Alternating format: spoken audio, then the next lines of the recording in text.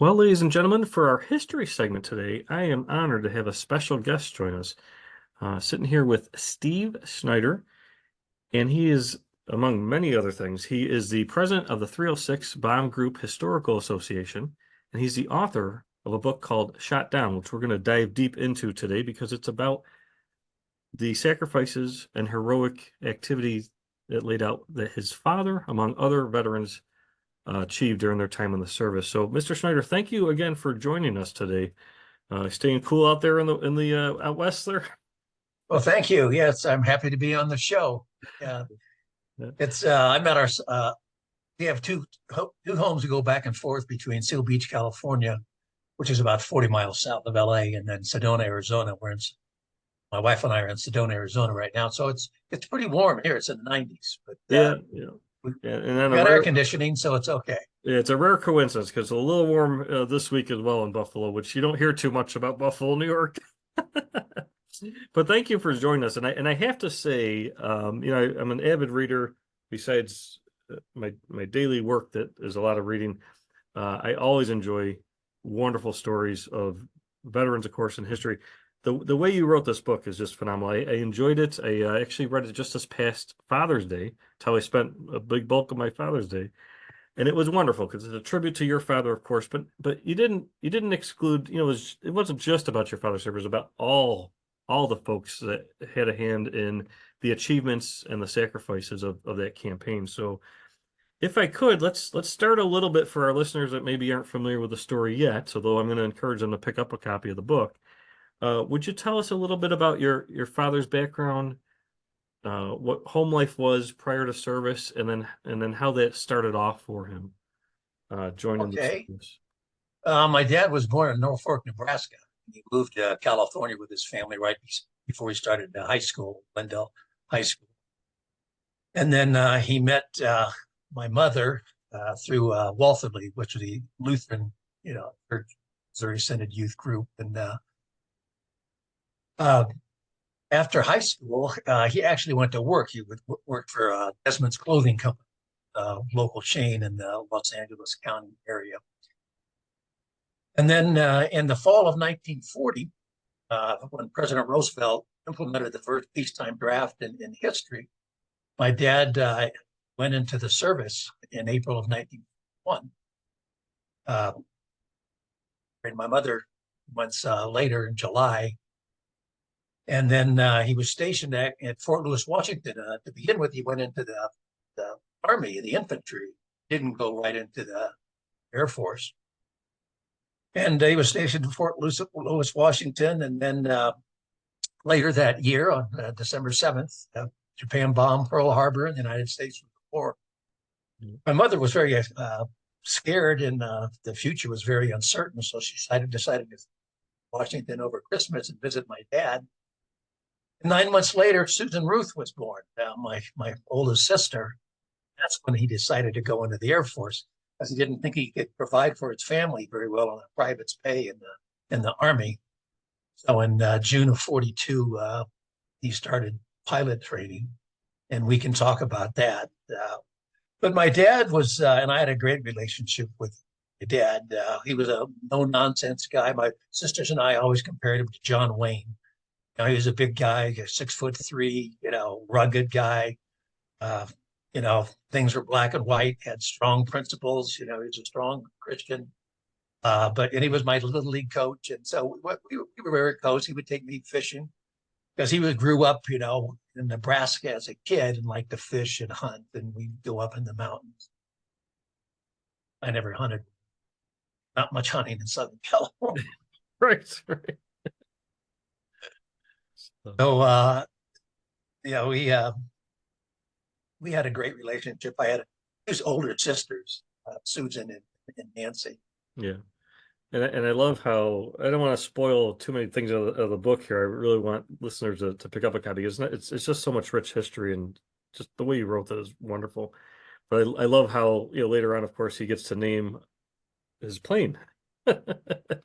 Yeah, he was the first pilot. So as a result, he was the commander of the plane and the crew. Yeah. B-17 had a 10-man crew. There were 4 officers and then 6 enlisted men. Three of the officers were married, but my dad was the only member of the crew who had a child. So they ended up naming the plane the Susan Ruth after my oldest sister, Yeah. Susan Ruth Snyder. Yep, I love that, and you mentioned your father's faith. That reads throughout the book in many different ways. I really enjoyed some of the mentions. I mean, he even oh, forgive me, I'm forgetting the gentleman's name. Might have met Joe Musio, but there was Joe a Musio. Musios. I apologize. Yeah, there's a one gentleman that didn't really have faith, and your father talked to him and even wrote a letter to your mother about, oh, there's this fellow that's so I feel like I've gotten to know your father through this book. It's just extremely well written, and you can tell how he carried himself, and like you just said, there's a right and a wrong, and he was always going for the right. So that Yeah, but one of the things that was inspired me to write the book were all the letters that my dad wrote to my mother while he was stationed in England, Mhm. which he kept before he was shot down. And unlike most guys who wrote back home, my dad was really candid in those letters. He talked about what bombing missions were like, what life was like on the air base at the 306 bomb group that he was in, what life was like in London and England at the time, and escapades of him and his crew. And so there was so much information in those letters. Yeah, And I kind of started, just wrote the book in a chronological order as his letters, because they were just rich with information. And like he said, there's one time he wrote where they got in this big discussion about religion, and he couldn't believe that actually it was their navigator who was a atheist, and it just my dad was beside himself that this guy could not believe that he taught. yeah, I love that. I love how you included the letters because it just added so much to it. Yeah, he there was a line or two there where he said, we've been talking for hours. I can't believe it's almost midnight. Okay, I gotta go. He's venting to your mother. I love it. And he referenced when he was trying to purchase her some Christmas gifts, I believe that he, Yeah, some yeah, Chinaware or yeah, Wedgwood or he was really detailed. And so, most letters that those guys wrote just said, "I'm fine. The weather's lousy. The food stinks," and that was about it. My dad, he, you know, uh, censored his crew's letters, and then his commanding officer of the 306 bomb group censored his letters. But my dad got preferential treatment from the CO because he was the cap or the center on the basketball team, and the CO was the captain of the basketball team, and they won the base championship. So the CO gave my dad a lot of leeway, and my dad said sometimes he thought the commanding officer was more interested in the basketball games than he was in the combat bombing missions. And so I think that's why my dad's letters didn't get censored, and the CO kind of let them pass through, and that's why they're so rich with information. yeah. Yeah, it's just a wonderful, wonderful writing style. No wonder you became an author as a result there with the it's Oh, that was in the that was you know genetics. it wasn't my profession. I had a 40-year career in sales and sales management, so Oh, I had I no. know, but you can see that you just naturally, that's in your genes there, sir. You somehow had that the whole time. Yeah, I guess so. And when I told my friends I was writing a book, and they thought, "What? You're writing a book?" Just kind of laughed at me like, this is going to be a farce. But had to eat their words. It turned out to be. Yeah, I would say this is required reading for military academies and then some. I mean, there's just there's so much context there. So we could probably talk all day about some of these aspects. It's just such an enjoyable story, but of course, eventually it gets into a serious topic, right? Right. So if you could, because I guess what I was blown away with, like you said, your father was writing these letters all along. Um, so even as things get more and more serious, but I guess walk us through whatever level you're comfortable with now about, when the war started, how that impacted things and this entire crew. Some of the statistics you read through holy cow, it blew my mind. I consider myself well versed in certain things in military history, but what these crews went through and the amount of just in the training alone, and then of course in combat, the statistics were really really grim, and there was a demoralization effort, impact there to the crew. But walk us through some of those high points of the war started, how things went, and then of course the ultimate impact to your father and his flight there. Okay. Well, the 306 bomb group was one of about 40 bomb groups that were in the 8th Air Force, and 8th Air Force arrived in England in the well, around August, a little before August of 1942. Their first mission was on 17th of 1942. And in the early years of the war, the 8th Air Force took devastating losses. At the beginning of the air war, the 8th Bomber Command thought that these heavily armed bombers, they had about, around B-17. My dad flew a B-7, the 306 bomb group flew B-17s. They were nicknamed the Flying Fortress because of their armament. They had a plane, they had 13 50 caliber machine guns, but tremendous amount of firepower. So they thought there was all this firepower and these bombers flying tight formations that they could ward off the German Air Force, the Luftwaffe, and they didn't need fighter escort. Sadly, that was not the case. And even when they did give them fighter escorts, the fighters at that time, early in the air war, didn't have the fuel capacity to escort them all the way deep in Germany. They could go across the English Channel into France a little ways, but then they'd have to turn around back to their bases because they'd be running low on fuel. And the losses really culminated in 1943. Even though they had implemented a mission limit of 25 in April of 43, so hit 25 missions, they go home. It was statistically impossible to complete 25 missions in 1943. The average number of missions flown was only 6. There were 26,000 men that died in the 8th Air Force, more than the entire Marine Corps fighting in the Pacific. And another 20,000 men became prisoners of war after their planes were knocked out of the job either enemy anti-aircraft fire. Being a combat crewman in the 8th Air Force during World War II was the most dangerous duty assignment in the United States military. And it was my dad arrived in his crew at 306 Bomb Group on October 21st. And it was dangerous from the time they took off to the time they landed, because they had all these hundreds of planes were taken off from these bases all at the same time. And a lot of times the weather was bad and they couldn't see anything until they got above the cloud layer. So mid-air collisions occurred. And then they had to deal with enemy fighters because Germany had radar stations set up along the continental coast of England, and they'd send up their Luftwaffe to intercept the bombers.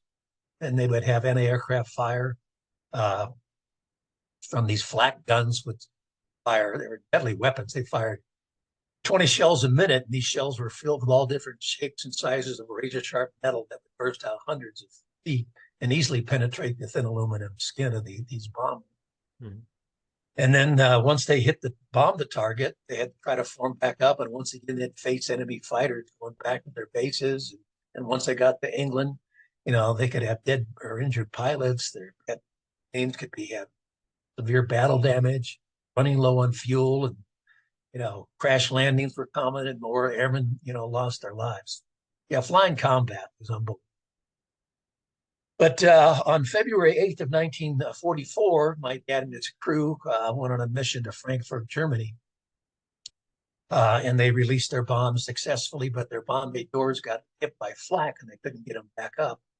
As a result, that caused a drag in the plane. They lost airspeed, behind the bomber formation, heading back to their bases in England. And they were singled out by 2 German Focke-Wulf fighters, like wolves or lions, coming down on prey, swept in and for the kill. And the ensuing air battle, the Susan Ruth was shot down.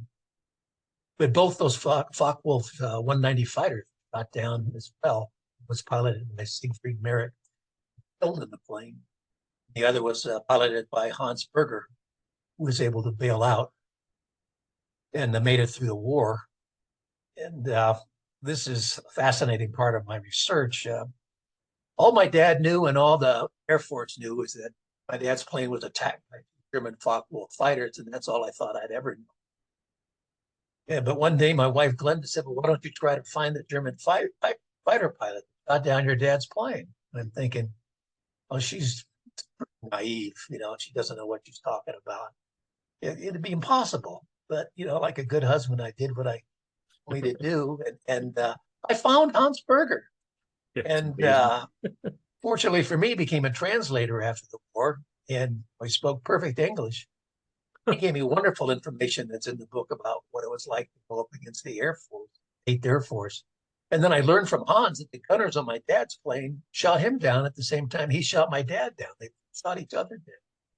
And we became friends. So that was, I can't tell you how excited I was to find him and just ask him, just bombarded him with questions. Yeah, it's incredible. Absolutely incredible. So as you mentioned earlier, the book's just not about my dad, but it goes into detail. Well, the first half of the book builds up to the day that the plane was shot down, and then the second half of the book is all about what happened afterwards. And the book goes into detail about what happened to each dad's 10-minute crew, but also about all the courageous Belgian people that risked their lives able to bail out. So it talks a lot about the underground and the resistance, and helping these guys avoid capture. German secret police, the Gestapo. I'll talk a little bit about my dad. People will have to read the book to find out about the other crewmen, because we really don't have time to go and happen to each one of those. But I will say that 5 members of my dad's crew made it home, but 5 did not. Fortunately for me, my dad was one of the 5, or else I wouldn't be here. But after he bailed out, he came down in some trees right at the French-Belgian border, and his parachute got hung up in the branches. And he was dangling 20 feet off the ground, and he couldn't get down. But fortunately for him, a couple of young Belgian men, Henri Frank and Henry Montervan, came to his rescue before the Germans got to him. It happened early in the afternoon. They helped him down from the tree, told him to hide, and they'd come back at nighttime to get him because they thought it was too dangerous to try to move him during daylight. So that night they came back and got him, took him to the Van farmhouse. He only stayed there one night because they thought it was too dangerous for him to stay there any longer than that, again with those German patrols in here. And then the next night, Belgian customs and a tandem bicycle to take him to a safer location. And after that, he was moved from place to place to place. How long he stayed in any given location depended on how brave the Belgian people were who lived there and how dangerous the Belgian underground thought it was for him to stay there. He spent one night in 6 weeks. And the Belgian people who hid my dad, or any down airman for that matter, were unbelievably brave people. They risked not only their lives, but their lives of family and friends. Because when the Gestapo found out about it, they'd be arrested, tortured, shot, or sent to a concentration camp. Some of the Belgian people who helped my dad didn't meet that fate. Most books about the air over Europe, just mainly talk about bombing missions. And then some of them talk about guys that were shot down and become prisoners of war. But very few talk about what happens on the ground after these guys missing in action months on time, interaction, underground, or the distance to. Yeah, there's one part that sticks out in my mind is you wrote it in such a way it's like I was there watching this scene unfold. But there's a German patrol unit coming towards one of the houses that he was staying in at one point. He father jumped out of the window, went into the woods for a bit, if I remember that correctly. Yeah. There's a number of instances described in the book where my dad was almost discovered. Right. The family tried to protect him even in that situation. I mean, just to your point. I mean, we kind of overlook those details in wars sometimes, Oh yeah. I mean, my dad, the people he stayed with for lengthy periods of time, he stayed in touch with until they died. Corresponded, went over to Belgium. He thought they saved his life. They would let him sleep in their bed. They'd sleep on the floor. All the food was rationed back then by the Nazis, and so but they'd give him the larger portions. They were just unbelievable people.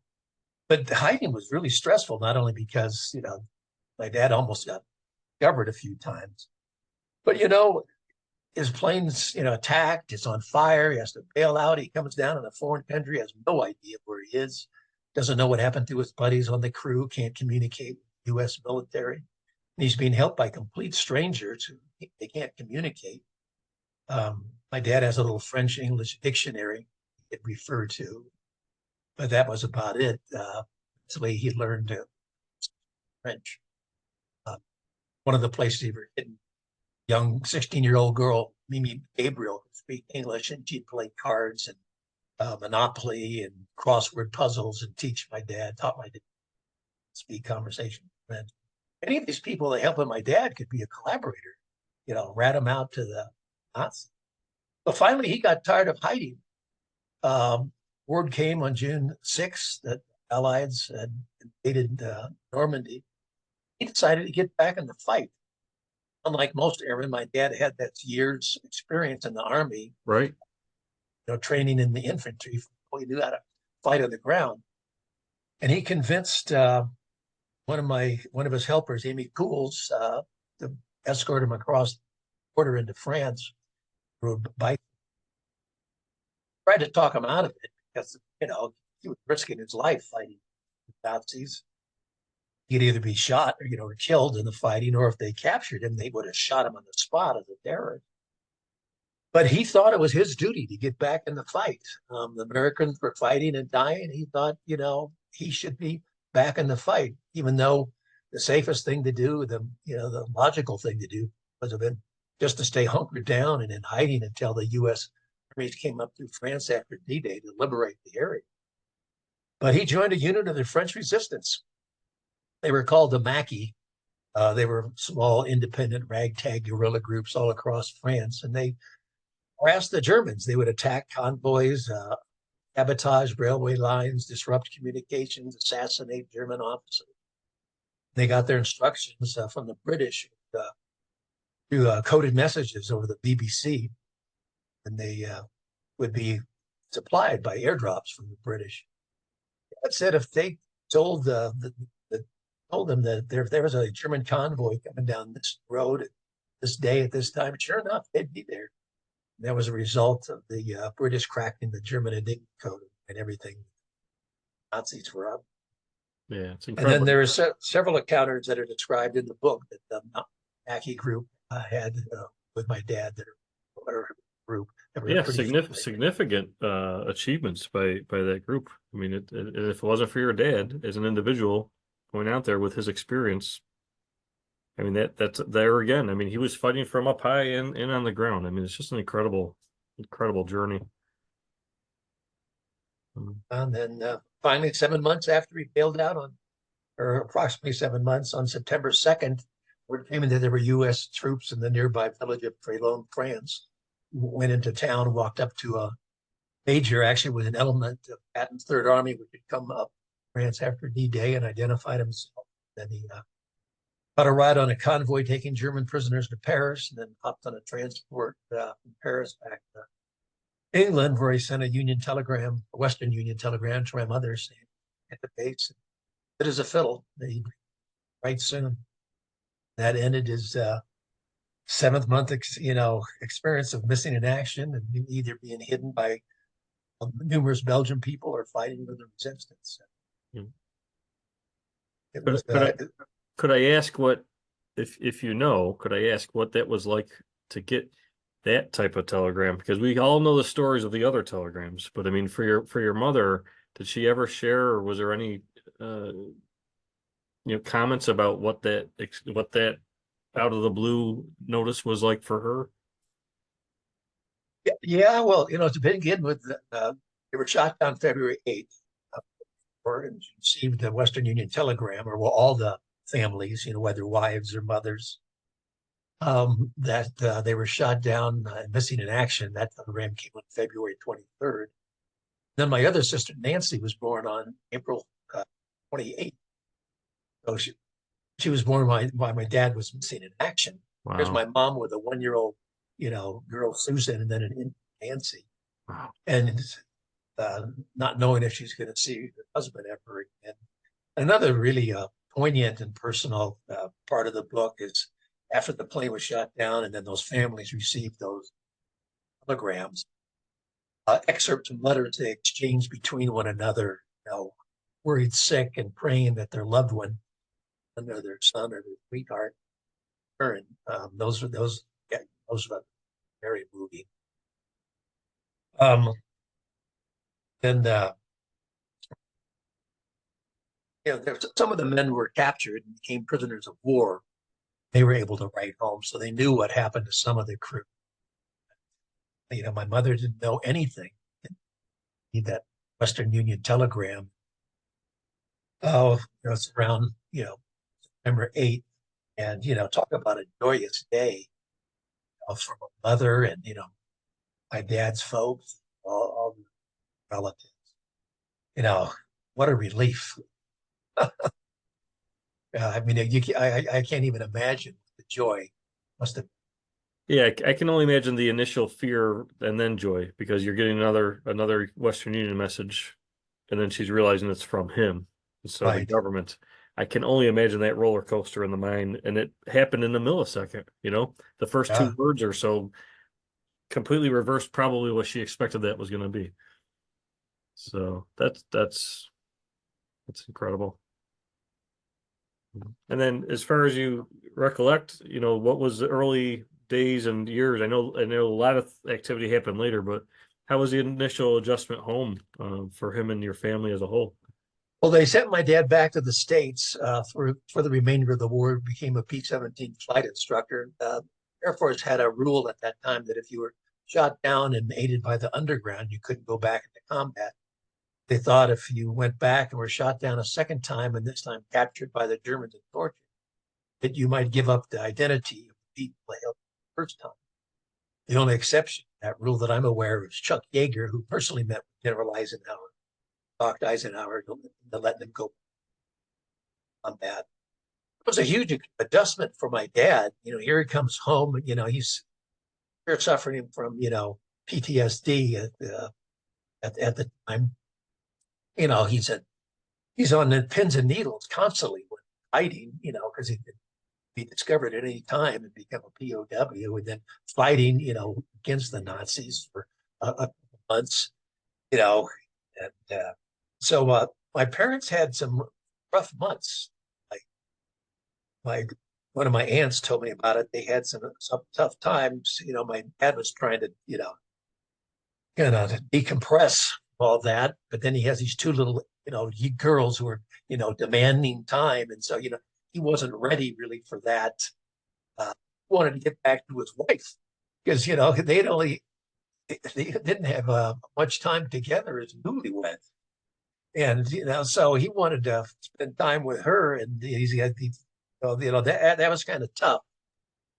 And my mother told me one night that my dad was having these nightmares, and he started choking my mother, and she's yelling, "Howard, Howard!" And, so that he was definitely affected by it. I never witnessed any of that. I was born, 2 years after the war, so he had gotten over that, and but it just anecdotal stories that I was told. Yeah, I mean, it's unfortunate that it's somewhat of a common trend there, but thank God your mother handled it, and should be praised for what she did to help him settle. Yeah, going from a young, barely married fella to all of that, and then come back, you have two kids on top of that. It's a lot to adjust, and it's understandable. Yeah, yeah. Mhm. So, like most World War II veterans, my dad, didn't talk a lot about it while I was growing up. I knew all the basics. I knew he was shot down, he was missing in action, and fought with the resistance and like that. But in 1989, they erected a memorial to my dad in the village of Mackinac, Belgium, which is just north of the French border, right near where my plane. And my dad went over for the dedication. 3 other members of the crew that were still living at the time. And there he was reunited with all these Belgian people that hit him and revisited these places where he was hidden. And that brought it all back and he started talking about it. And then 5 years later, made my first trip to Belgium. Been over there 6 times. So I went over with my parents, and that's when it became personal for me because my dad took me around and I saw these places, met one of its helpers. I'm going back for a 7th time this fall to attend the 80th anniversary celebrations of the liberation of Belgium and ceremonies. Actually, 2 or 3 memorials to either members of my crew or other downed airmen that are in the shot down story in Belgium. They're wonderful events. All the local villagers come out. They have set up these huge tents where they have all these dinners and band concerts and dinners, and the U.S. military is represented, Belgian military, French military, the U.S. ambassador to Belgium now with an entourage, and several ceremonies that are, there's the tent ceremonies are very fun. The local beer champagne gets full. But they have ceremonies that are solemn at various memorials in the area, which are very moving. So I'm looking forward to going back over. I'd hope to continue on from Belgium to visit Hans Berger, the Luftwaffe pilot that shot down my dad's plane, but unfortunately he died this past January at age 100. So I'm not going to be able to. As I mentioned earlier, we became friends, and I did go to visit him in Munich, Germany, a couple of times. Yeah. Wonderful. Yeah, I bet your father would be incredibly impressed with that piece of your journey of when you reached out to him. Yeah, and during my research, I found relatives of I found relatives of all his crew. I asked them if they could give me, any information, and a couple of them had written little short diaries or accounts. And then I discovered ancestors of Belgian helpers. We've been told stories about my dad, So I actually know more about what happened to my dad and his crew than my dad did. That's what I'm thinking. I bet he would be just blown away by your research. And I only speak for myself. I know every veteran has their own views, but I mean, I think about 40, 50 years out from it's been 20 years for me since my time in the service, and I think, well, geez, you watch some of these incredible things that have happened over the years where World War II vets go back to where, whether it be the beaches of Normandy, for example, for the D-Day that they just had this year for 80th anniversary. I think, geez, would I go back and see where our campaign was? And I think part of me says, yeah, probably, but I don't know that I would necessarily knock on the door and want to sit down and have a meal with some folks that were on the other side. Although, I'll just say this as myself, in my own opinion, it's like I understand that soldiers don't start wars. We have something in common of serving others. It's just a theme that, whether it was forced upon us at a young age or we grew into it on our own, or the military gave us that feeling. So I have sat with people from other military, other countries that serve their country, and there's, we can appreciate the fact that we were put into a campaign because of politics or what have you. But there's probably more in common with 2 service members from other sides of a battleground than you'll ever get from, let's say, 2 presidents of those countries. Right. So that's a really interesting connection that you made, developed, and like you said, well, you were listening to your wife, you took that tip and you went with it. Yeah, it's everyone, I think, like you're alluding to, has a different view because I know guys whose dads were killed in the 8th Air Force, and I mean, they can't understand how I became friends with Hans Berger. Right. I totally understand all the viewpoints on that, but I think part of me wants to reflect upon, history as a whole, and to put myself out of the equation and just see that type of connection be made and go, wow, that's really something. And each conflict or war is different, and each person's experiences, are different. And the interaction with the enemy is different. So I can see how, the thoughts would vary a lot.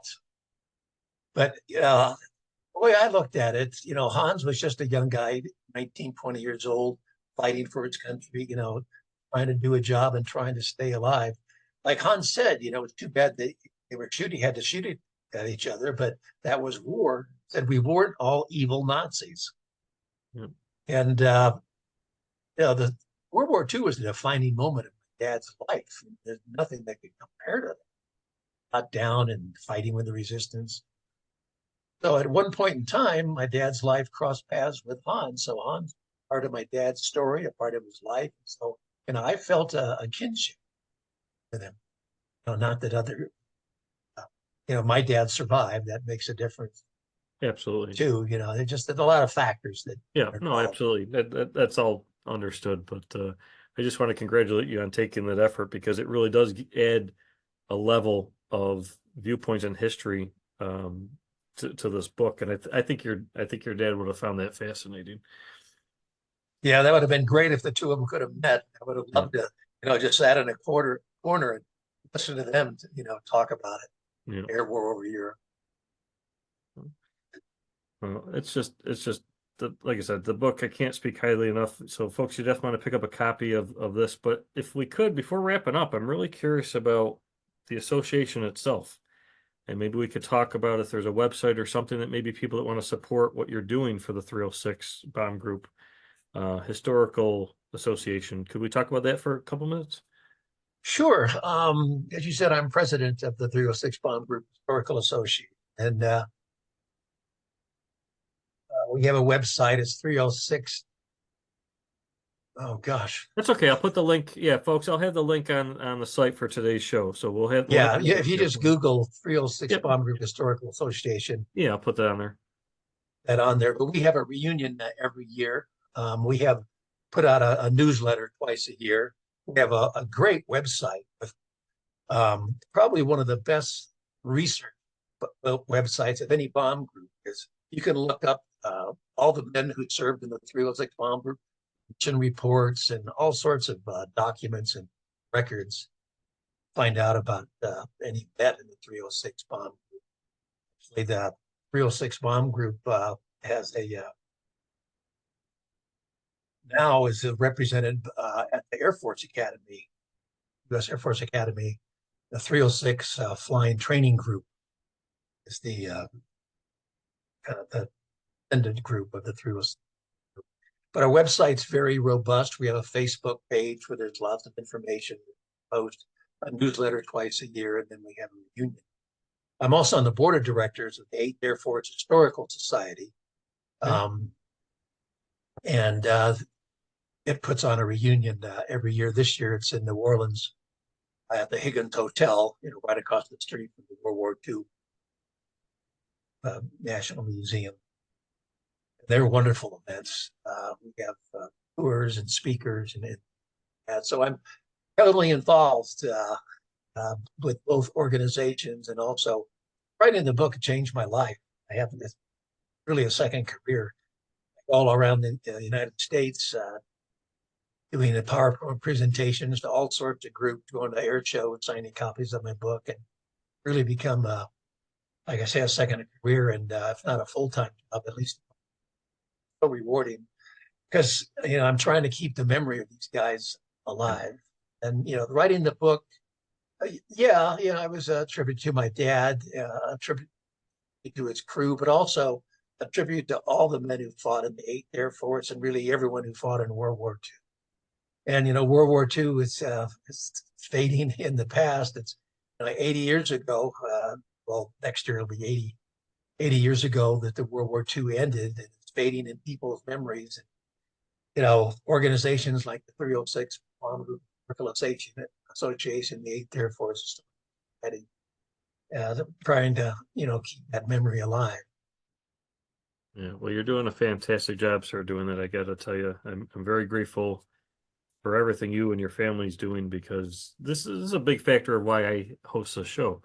I volunteer. This is not a job for me. This is just something that I think is warranted to share stories like this. To your point, 80 years, we're 80 plus years away from these what would have been news stories. And there's a couple generations of folks that know very little about any of it. Right. And Unfortunately. yeah, it's a real shame because not that you want to dwell on horrific stories. You don't have to dwell on the horrifics of it, but you need to dive deep on the lessons that came out of it, or we're just going to repeat all the horrors of it. I mean, that's just how nature and history works. So what you're working on is important because every veteran has their story, but if we're not sharing that and people aren't learning from it, then it's almost like they went through all of that for nothing. We have to draw from that. So I'll just say I'm honored for your time today, but I'm very proud of what you're doing for not just your dad and his crew and fellow friends there, but all service members, because these are the types of books, like I said earlier, I mean, this really should be required reading. This is U.S. history.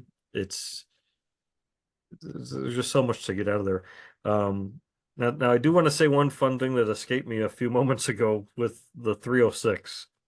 I know we talked about this a little bit, but it was through you that I learned the origin of the number 306 and how that came about, and that's a personal connection to me. Would you mind sharing that detail, and then I'll chime in with my fun comment? Yeah, well, actually, there in each bomb group, there's 4 bomb squadrons. So in the 306 bomb group, my dad was in the 369th There you go. bomb Yeah. squadron, Yeah. nicknamed Fight Bite. So, and I doing my research and writing the book. Is it from the time I started my research to the time the book was published was 4.5 years. I found out that it was based on the Fighting 69th from it was the Civil War. Yeah, New York. Yeah. Yeah, the New York Regiment. Yeah, Yeah, and I never knew that, and I should have because that's who I fought, and that's who I served with. It was the 69th Infantry out of New York. So I'm upstate New York, Buffalo. I was in the National Guard at the time, attached to the 69th. And yes, they have a proud history going back to the Civil War days, World War II. And I'll just chime in this fun little nugget in case you don't know this story. So the movie and the book Fighting 69th was about the World War II group because they fought. or for World War One or World War Two. Oh, forgive me. Yeah. So World War One. yeah, and Yeah, then yeah. So, but the origin story of why they call them the Fighting 69th, it's not that they were a bunch of rough and tumble guys. The history goes back because they were opposing forces to the New Orleans Brigade, the 256 Infantry in New Orleans, and they fought each other during the Civil War. And then World War One comes about and the training and so on that they have to do to get to know each other to go off to battle, and that goes on for a while. I can prove that in a moment. But initially, it was a training of the World War One days. They have to work together. Well, that means that they're fighting with on the same team people that people in their family fought against in battle. You see, there's some old grudges that yeah. played out in the training camps, and then they say, "Oh, we're these boys, it's all men back then. Oh, these fighting 69th boys, always getting in trouble."